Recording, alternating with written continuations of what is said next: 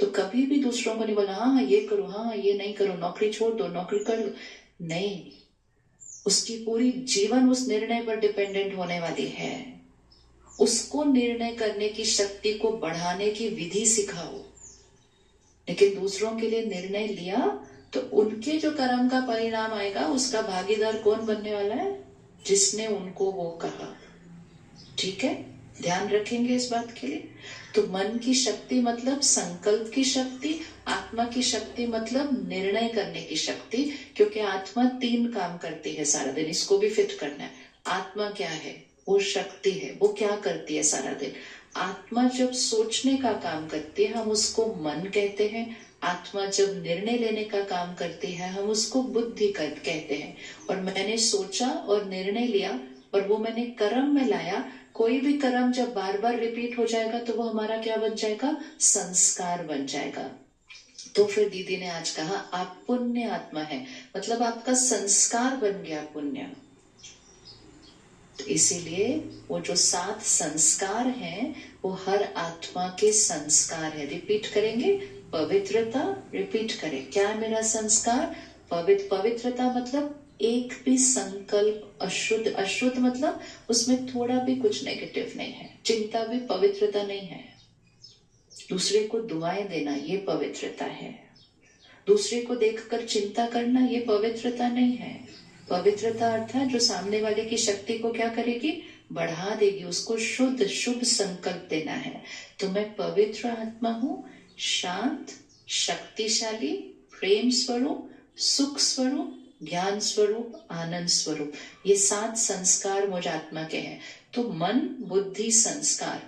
अगर आत्मा शक्तिशाली होगी, आप लोग रेडी है ना शक्ति बढ़ाने के लिए? उसका रिजल्ट आपको ये मिलेगा, मन राइट सोचेगा, कम सोचेगा अगर शक्तिशाली है।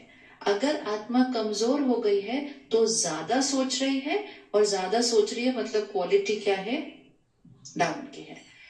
आत्मा शक्तिशाली है, 1 सेकंड में निर्णय लेगी और एक्यूरेट निर्णय लेगी।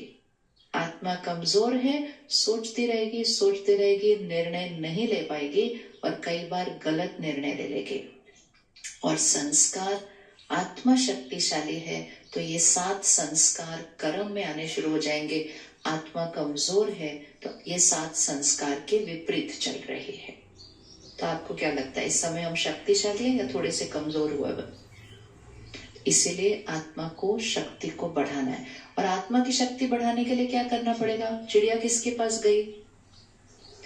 चिड़िया किसके पास गई? जंगल की आग को बुझाने के लिए सागर।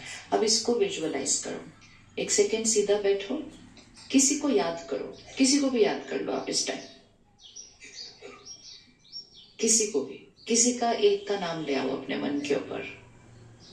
अब उनको याद कैसे करते हैं? तो उनको याद करना शुरू करो। आपको उनका चेहरा दिखाई देना शुरू हो जाएगा, आपको उनकी कोई बात याद आने लगेगी। जैसे जैसे आप ये कर रहे हैं ना, आप जिसको भी याद कर रहे हैं इसको फिक्स कर देना अपने अंदर। आप जिसको याद कर रहे हैं अभी, आपका मन मतलब वाइब्रेशनली आपका माइंड उनके माइंड से अब कनेक्ट हो गया है। जैसे कि फोन पे बात कर रहे हो एक दूसरे के साथ, कनेक्टेड। अब क्या होगा, सामने वाला जहां भी बैठा है, शायद इधर ही बैठे हो, शायद अपने घर पे बैठे हो, वो जिस स्थिति में होंगे अभी, वो स्थिति आपके मन की स्थिति के साथ कनेक्ट हो गई है अभी।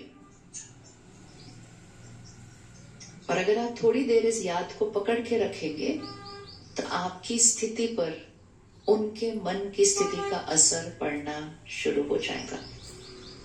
जैसे कई बार बच्चा कहीं और है और माता पिता को या माँ को कई बार घर बैठे बैठे पता चलता है कुछ तो प्रॉब्लम है, कुछ तो प्रॉब्लम है। सब लोग बोलते भाई कोई प्रॉब्लम नहीं, कहते मैं बोल रही हूँ कुछ तो प्रॉब्लम है, और थोड़ी देर में पता चल जाता है कुछ तो प्रॉब्लम है। तो सब लोग कहते हैं इनको कैसे पता चला प्रॉब्लम है? क्योंकि वो उसको ही याद कर रही थी, वहां पर वो परेशान हुआ, वाइब्रेशन या ट्रैवल हुई। माँ को घर बैठे बैठे पता चल जाएगा कि कुछ तो हुआ है। तो इसको पक्का करें, अंडरलाइन करें।